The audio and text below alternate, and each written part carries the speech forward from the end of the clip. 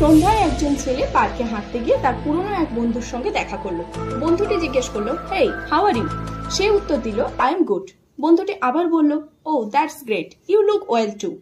এখন প্রশ্ন হলো, এখানে গুড আর ওয়েল দুটোই ব্যবহার হলো, কিন্তু এরা কি এক জিনিস বোঝায়? গুড হলো অ্যাডজেক্টিভ, মানে এটা কোনো নাউন বা প্রোনাউনকে বর্ণনা করে, আর ওয়েল হলো মূলত অ্যাডভার্ব, মানে এটা কোনো কাজ বা অ্যাকশনের ভালোভাবে হওয়া বোঝায়।